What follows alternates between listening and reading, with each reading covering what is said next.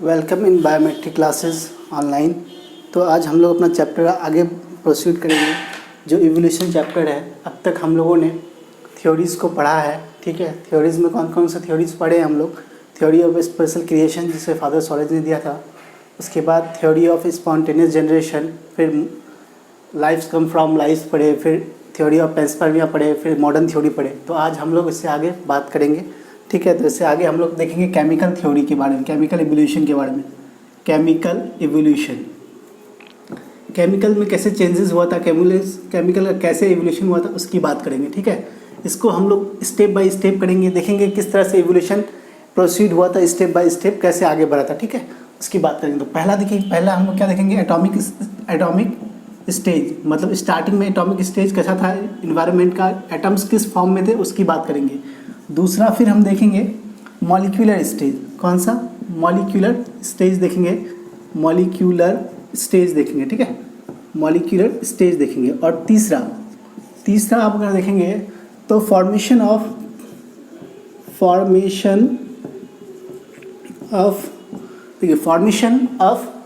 Simple organic molecules, simple organic molecule.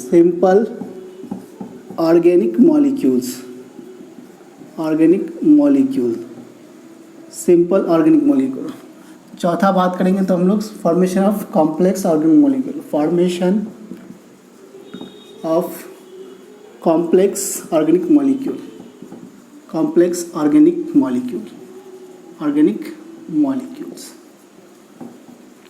Molecules. ठीक है, तो स्टेप बाय स्टेप देखेंगे। ये जो चारों प्रोसेस है, ये किस में आता है? ये केमिकल इवोल्यूशन में आता है। ये इसके बाद जो स्टेप आता है उसको हम लोग फिर बोलते हैं बायोलॉजिकल इवोल्यूशन। क्या बोलते हैं उसको?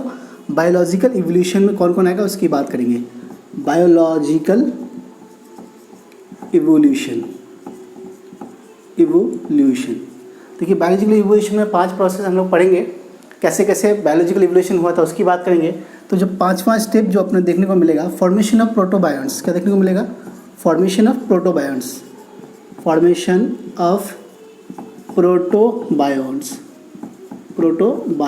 ठीक है, फॉर्मेशन ऑफ प्रोटोबायन्ट्स। फिर छठा देखेंगे तो फॉर्मेशन ऑफ इयोबायन्ट्स,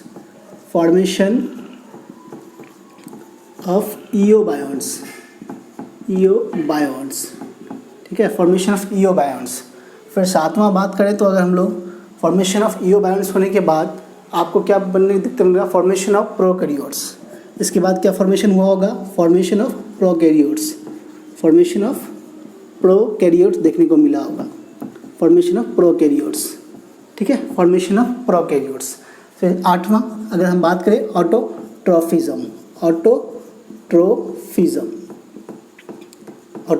हुआ होगा। फिर 9वां फॉर्मेशन ऑफ यूकैरियोट्स,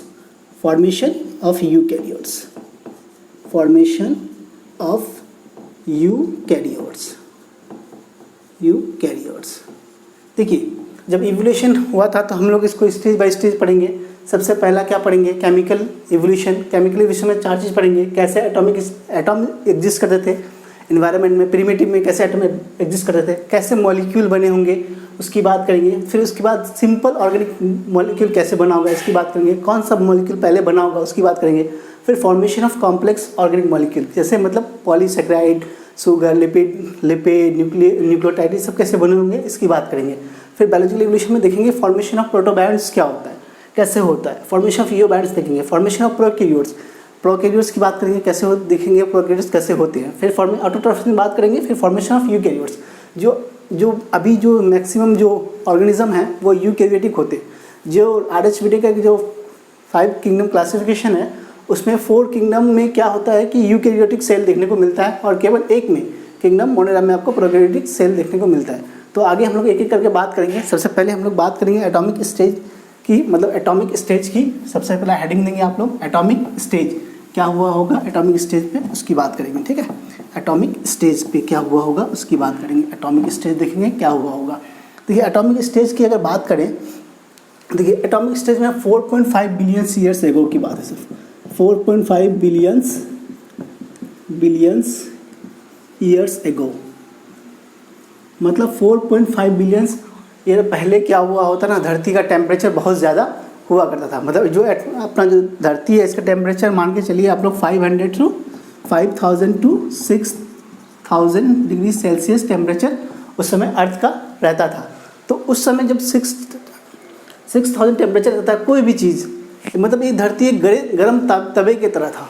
कोई भी चीज़ अगर पड़ता था तुरंत उसमें गैस बन जाता था। मतलब वाटर का एक बूंद भी पड़ जाए ना तो वो वेपर बन जाएगा, गैस का फॉर्म बन जाएगा। ठीक है, गैस का फॉर्म बन जाएगा। मतलब ये क्या है ना कि जब 4.5 एटॉमिक स्टेज में क्या था ना कि all element exist in gaseous form, all element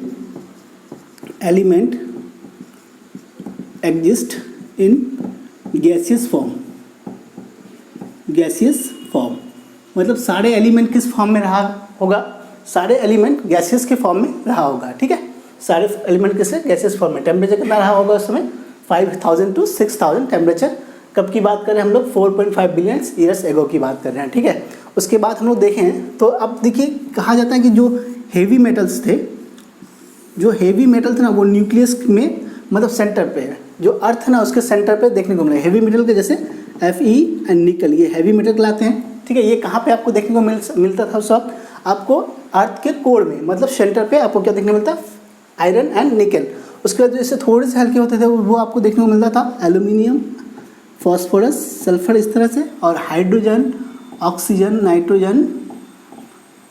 nitrogen, उसके बाद कार्बन, ये सब लाइट एलिमेंट थे जो आपको मतलब बाहर की तरफ देखने को मिलता था। ये है एटॉमिक स्टेज, इससे समझते हैं। अब अपना जो नेक्स्ट हेडिंग है वो है मॉलिक्यूलर स्टेज।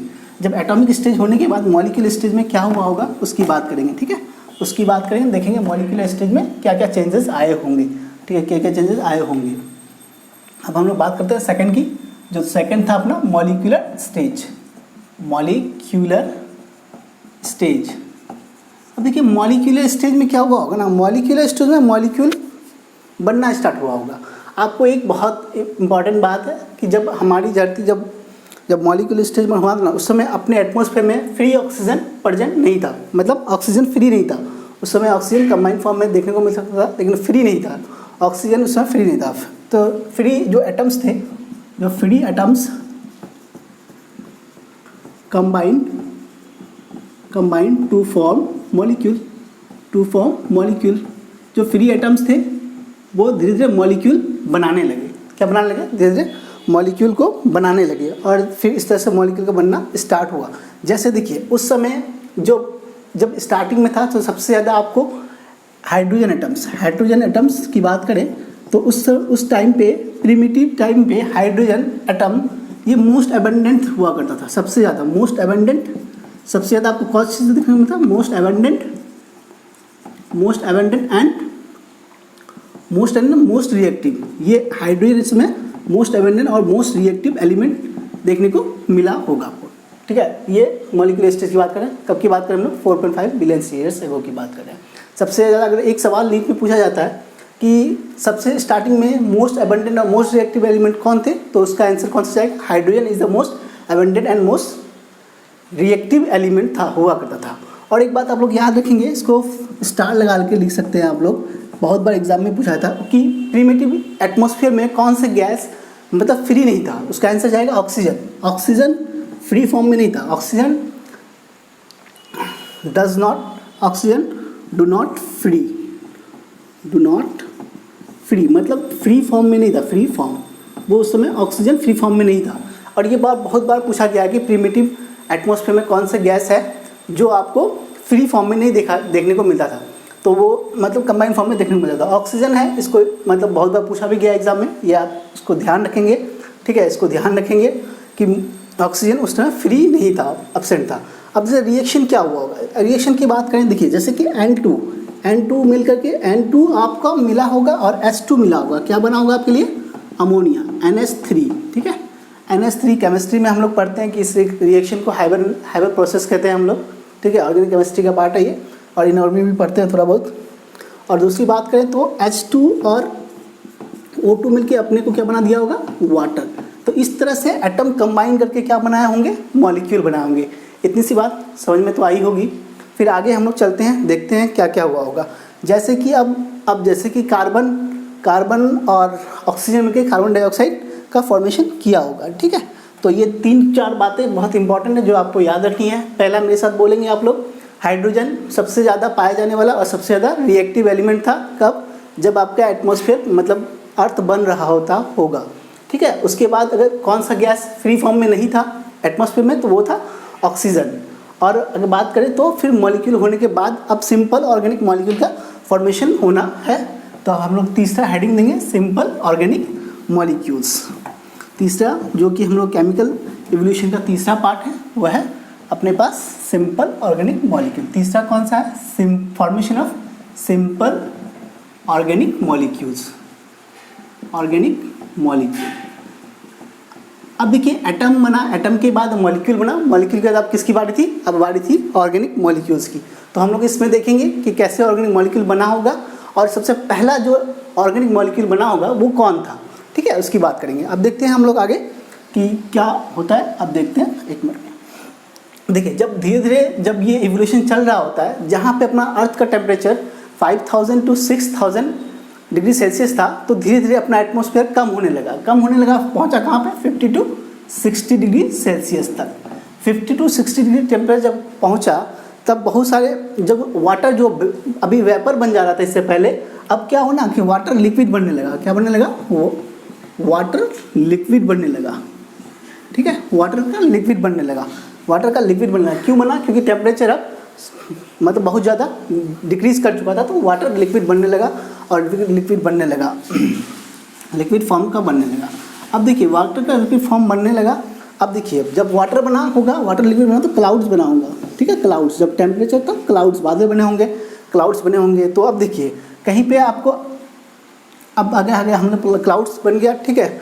अर्थ क्रस्ट अगर कहीं पे हुआ होगा, देखे होंगे कहीं अर्थ क्रस्ट हुआ होगा, अर्थ क्रस्ट, अगर अर्थ क्रस्ट हुआ होगा तो उससे वॉल्केनिक लावा निकलता है। क्या निकलता है? वॉल्केनिक लावा, वॉल्केनिक लावा निकला होगा।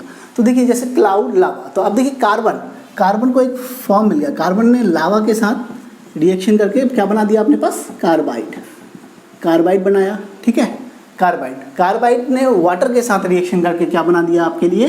कार्बन ने वाटर के साथ रिएक्शन करके आपके लिए बना दिया CH4।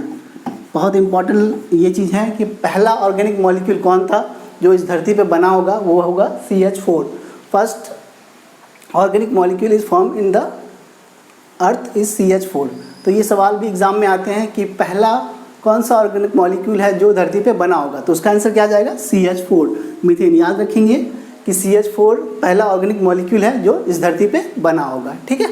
अब आगे हम लोग बात कर लेते हैं। CH4 को हम लोग क्या बोलते हैं? मीथेन बोलते हैं, मीथेन, ठीक है। आगे हम लोग इस पॉइंट्स को लिख लेते हैं, देखते हैं क्या होता है। अब इसको पॉइंट में लिख लें। Methane is the first organic molecule. क्या था? मीथेन। CH4 को मीथेन बोला जाता है। Methane CH4 is the first organic molecule, ठीक है, फॉर्म इन द एटमॉस्फेयर या अर्थ बोल सकते हैं, ठीक है। अब देखिए जैसे हमने क्या पढ़ लिया, formation of simple organic molecule. अब हाँ आगे हम लोग क्या पढ़ेंगे? फॉर्मेशन ऑफ ये चौथा जो है आपका formation of complex organic molecules,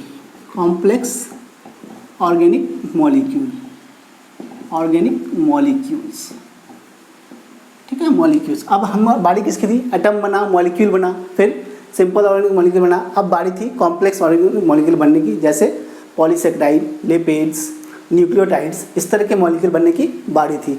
अब इन्हीं को ही बनना था, तो देखते हैं कैसे बना होगा। तो ये कैसे बना होगा? जैसे कि अब प्रीमिटिव सी था, उस वक्त अपना प्रीमिटिव सी था। प्रीमिटिव सी में आपको उसमें आपको क्या देखने को मिला होगा? शुगर देखने को मिला होगा। शुगर में जब कॉस्मिक रे गिरा, या जब शुगर पे जब कॉस्मिक रे जब गिरा, तो ये क्या बना दिया? शुगर ने बना दिया आपको पॉलीसेकेराइड्स। क्या बना दिया आपके लिए? पॉलीसेकेराइड्स, ठीक है, पॉलीसेकेराइड बना दिया। उसके बाद अगर हम देखें, बात करें तो जो अपना जो फैटी एसिड है, फैटी एसिड मिल के ग्लाइसरॉल मिल के क्या बना दिया आपके लिए? लिपिड बना दिया। ठीक है, लिपिड बना दिया। उसके बाद आपके लिए क्या बोलते हैं कि लिपिड बना दिया। उसके बाद अगर हम बात करें तो प्यूरिन पैरामिडिन, प्यूरिन पैरामिडिन से क्या बन गया, न्यूक्लियोटाइड बन गया, ठीक है, न्यूक्लियोटाइड बन गया। फिर अमीनो एसिड से क्या बन गया आपके लिए, अमीनो एसिड से प्रोटीन बन गया आपके लिए, ठीक है, प्रोटीन बन गया। तो इस तरह का स्ट्रक्चर बनने लगा था, मतलब ये कॉम्प्लेक्स ऑर्गेनिक मॉलिक्यूल बनने लगा था। कैसे कैसे बना, एक एक स्टेप से हम लोग देख रहे हैं और आप लोग समझने का भी कोशिश करें। ये थोड़ा सा कॉन्सेप्चुअल चैप्टर है, थोड़ा सा याद भी करने का, देखेंगे आप लोग। पॉलीसेकेराइड बना, लिपिड बना, न्यूक्लियोटाइड बना। तो ये जो बना था इसको साइंटिस्ट ने हॉट सूप नाम दिया था, इसको हॉट सूप, ठीक है, इसको नाम दिया साइंटिस्ट ने, हॉट सूप बोला इसको साइंटिस्ट, ठीक है। ये formation of complex organic molecule हो गया। अब ये यहाँ तक हमने केमिकल इवोल्यूशन को पढ़ लिया। अब हम लोग पढ़ेंगे बायोलॉजिकल इवोल्यूशन को, ठीक है। आइए चलते हैं बायोलॉजिकल इवोल्यूशन की तरफ। क्या क्या होता है, कैसे कैसे होता है, बात करते हैं, ठीक है। बायोलॉजिकल इवोल्यूशन की बात करते हैं। अपना हेडिंग आएगा बायोलॉजिकल इवोल्यूशन। जो स्टार्टिंग में हमने आपको 9 जो प्रोसेस बताए हैं उसको पढ़ रहे हैं, जिसमें से हमने 4 को डिस्कस कर लिया है और 5 बचे हुए हैं, उसको भी बात करते हैं एक एक करके। अब अपने पास कौन सा आ रहा था, बायोलॉजिकल इवोल्यूशन की बात करेंगे हम लोग। बायोलॉजिकल इवोल्यूशन, अब बायोलॉजिकल इवोल्यूशन की बात करें तो सबसे पहले अपने पास आता है 5वां, फॉर्मेशन ऑफ प्रोटोबायोन्स। क्या है अपने पास, प्रोटोबायोन्स, फॉर्मेशन ऑफ प्रोटोबायोन्स। ये देखिए प्रोटोबायोन्स 3 तरह के होते हैं। हम लोग बात करेंगे प्रोटोबायोन्स की, देखते हैं किस तरह से प्रोटोबायोन्स किस तरह आपको देखने को मिलेंगे। आपको 3 तरह के प्रोटोबायोन्स आपको 3 तरह के देखने को मिलेंगे। यहाँ ज़्यादा कुछ आपको याद नहीं रखना है, बस देखिए जो जो चीज़ें याद रखनी है हम आपको बताएंगे और आपको बस याद रखना है। प्रोटोबायोन्स, ठीक है, प्रोटोबायोन्स में सबसे पहले हम लोग पढ़ते हैं, प्रोटोबायोन्स में सबसे पहले हम लोग क्या पढ़ते हैं, कोएसर्वेट्स। क्या होता है, कोएसर्वेट्स। एक आपको पढ़ना होता है माइक्रोस्फेयर। क्या पढ़ना होता है, माइक्रोस्फेयर। और तीसरा पढ़ना होता है आपको वेसिकल, ठीक है। 3 तरह के होते हैं आपको प्रोटोबायोन्स। कोएसर्वेट्स को देने वाले साइंटिस्ट का नाम है, आपको याद रखना है, ओपेरॉन। ये इंपॉर्टेंट बात है, आपको ध्यान रखना है, ओपेरॉन। माइक्रोस्फेयर को सिडनी फॉक्स ने दिया था, साइंटिस्ट सिडनी फॉक्स, और उसको डीमर ने दिया था, डीमर। अब देखिए तो ये होता क्या है, ये कार्बोहाइड्रेट और प्रोटीन का बना होता है, कार्बोहाइड्रेट प्लस प्रोटीन का बना होता है, और इसमें वाटर कवरिंग देखने को मिलता है, ठीक है। कार्बोहाइड्रेट और प्रोटीन के बने एक स्ट्रक्चर को हम लोग क्या बोलते हैं, कोएसर्वेट्स। और carbohydrate plus protein plus RNA, इनसे बने हुआ स्ट्रक्चर को हम लोग क्या बोलते हैं, माइक्रोस्फेयर बोलते हैं, ठीक है। माइक्रोस्फेयर ये क्या लेयर होता है, बायलेयर होता है, और देखें तो ये बायलेयर होता है। बस इतना ही हमको इसमें प्रोटोबायोन्स में याद रखना है। ये आपके लिए नीट के लिए सफिशिएंट है।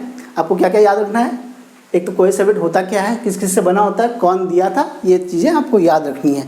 अब हम लोग बात करेंगे फॉर्मेशन ऑफ इओबायोन्स। अब ये आपका छठा आएगा शायद, छठा पॉइंट, जो कि फॉर्मेशन ऑफ इओबायोन्स की बात करेंगे। फॉर्मेशन ऑफ इओबायोन्स जो छठा है आपका, फॉर्मेशन ऑफ इओबायोन्स।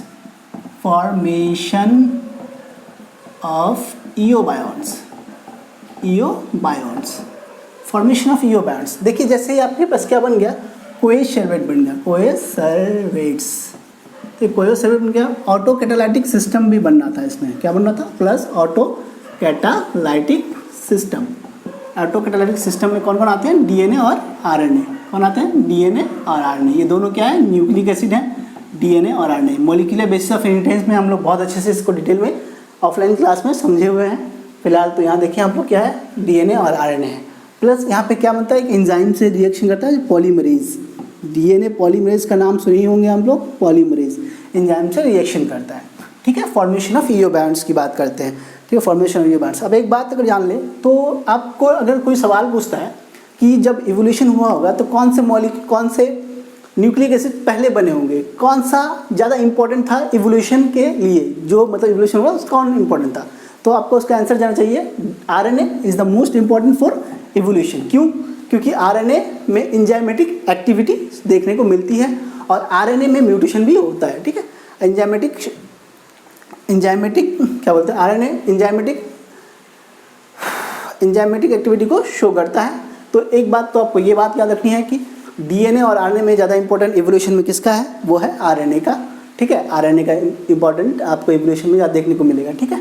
आगे हम बात करते हैं। अभी आप तो देखिए, एक तो लाइफ के लिए म्यूटेशन का होना बहुत ज़रूरी है। म्यूटेशन लाइफ के लिए एक बहुत इंपॉर्टेंट पार्ट्स है म्यूटेशन। तो most important property of life, ये क्या है, most important property of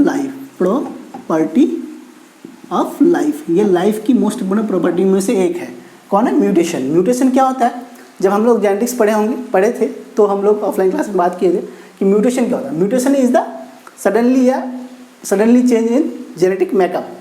suddenly genetic makeup में अचानक से होने वाले चेंजेस को क्या कहते हैं हम लोग? म्यूटेशन। म्यूटेशन कई कारण से हो सकता है, कॉस्मिक रेज के कारण हो सकता है, और मतलब बहुत सारे तरीके से मतलब होते हैं। क्या होता है म्यूटेशन? ये पूरे चैप्टर में हम लोग पढ़े थे कैसे होता है, इन्वर्जन, डुप्लीकेशन, ये सारा बात किए हुए हैं, तो यहाँ पे हम लोग ज़्यादा बात नहीं करेंगे। आप देखिए एक लाइन और लिख लेते हैं हम लोग, वो लाइन है आपका आरएनए। आरएनए क्या शो करता है आपके लिए? आरएनए आपके लिए शो करता है एंजाइमेटिक एक्टिविटी को, एंजाइमेटिक एक्टिविटी को भी शो करता है, ये एक्टिविटी को शो करता है, ठीक है। एंजाइमेटिक एक्टिविटी को शो करता है। अब हम लोग बात करेंगे एंजाइमेटिक एक्टिविटी के बाद हम लोग बात करेंगे फॉर्मेशन ऑफ प्रोकैरियोट्स की, ठीक है। कैसे प्रोकैरियोट्स बना होगा, क्या प्रोकैरियोट में सेम था जो हमारे नेचर से मिलता जुलता था, उसकी बात करेंगे। तो हम लोग बात करेंगे फॉर्मेशन ऑफ प्रोकैरियोट्स। 7 नंबर है ये अपना, फॉर्मेशन ऑफ प्रोकैरियोट्स, ठीक है। प्रोकैरियोट्स का फॉर्मेशन। अब किसकी बारी थी? जितना मॉलिक्यूल्स बनना था, जितना ऑर्गेनिक मॉलिक्यूल, जितना कॉम्प्लेक्स ऑर्गेनिक मॉलिक्यूल बनना था, बन चुका था। अब उसको एक शेप देने की जरूरत थी। तो पहला सेल आपके पास, आपको कौन सा सेल देखने को मिलता होगा?